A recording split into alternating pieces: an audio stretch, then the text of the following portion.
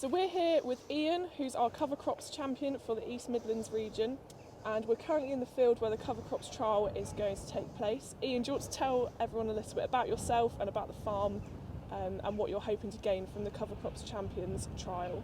Yeah, can do. So my name's Ian Matts and we're here at Brixworth Farming. We're a joint venture business that's operating over around 2,000 hectares, but we've put a lot into stewardship over the last few years. So there's 4 shareholders and a number of other farms that are all part of our general crop pool. We don't have a sort of fixed rotation. We're actually moving away from our sort of historic rotation towards integrating more SFI. So we're looking at the NUM3 option to help control blackgrass and to give us a bit of a break without relying on some of the crops like oilseed rape, which have been more variable over the last few years. So we're predominantly wheat with NUM3 and beans and some spring crops occasionally for blackgrass as well.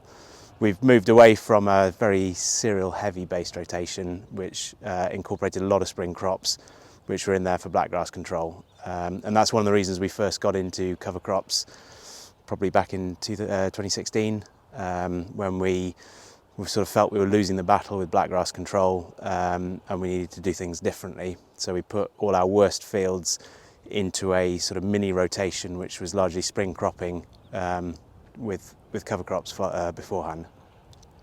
So because of that, we were looking, the sort of mix of cover crops that we were looking for was a non-cereal based one, so it gave us flexibility to try and take out the volunteers to try and add diversity into what was otherwise a cereal heavy rotation.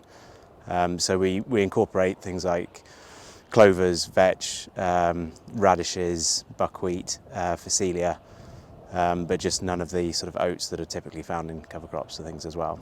So hopefully we're getting some nitrogen release from the and fixation from the legumes in the mix. We're looking at mixes with different differing sort of root architecture to try and pick up nutrients, try and capture nutrients that might otherwise be lost after harvest, and some to like the buckwheat, which will hopefully make phosphate more available to the following crop. And that's one of the things that we're looking to do with the trial this year. We've been trialling some nutrient sensors for the last year, and we're looking to incorporate those into this trial so we can really try and understand exactly what's being fixed, what's being captured, what's being released, when it's being released, to see if there's a benefit coming through for the following crop as well. And in these fields, so we're doing 2 different fields, one with, one without. They'll both have sensors within them to try and understand the soil moisture and the nutrient availability as well. And then we'll sort of follow that through the season. So today we've been taking some soil samples in the field. What have we found with the field conditions today, Ian, in the soil? What do you think? That's right. Well, as we found out, it's fairly challenging trying to get the soil samples today. We've obviously had very challenging conditions over the last sort of 12-18 months, a lot of rainfall, and soils on the back of that are not in a fantastic state. So we've had a prolonged period of wetting, as most of the country have. We had it particularly bad in sort of early part of the year, New Year's onwards, and crops have suffered because of it. Soils have really suffered as well, and that's becoming evident now. So we've had very dry period for the last probably 4 weeks or so. So that combination of prolonged wetting and prolonged drying has led to a lot of soil cracking, which you can see here, which is good in a sense for some of the structuring, but it's the sort of macro level, but it's still very sort of tight. And I think with the amount of rainfall we've had, the soils have slumped a bit. We've probably lost air spaces. They've become much tighter, and as such, they're very difficult to work. So our intention to try and establish the cover crops will be to go through with a 1-pass subsoiler type machine, the way we used to establish oilseed rape, to try and do some deep loosening.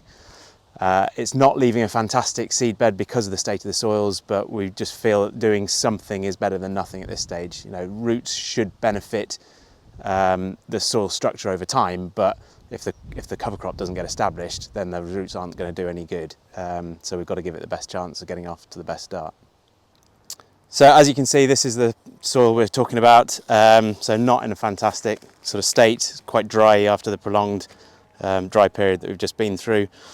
Not as many sort of pores and spaces through it that we'd like to see. A lack of earthworm activity because it's dried out, and just a condition of the weather that we've had over the last sort of 12 months. So the intention is that the field we're in now is the one that's going to get the cover crop, and then the field that's just over there will be the control, where we have no cover crop.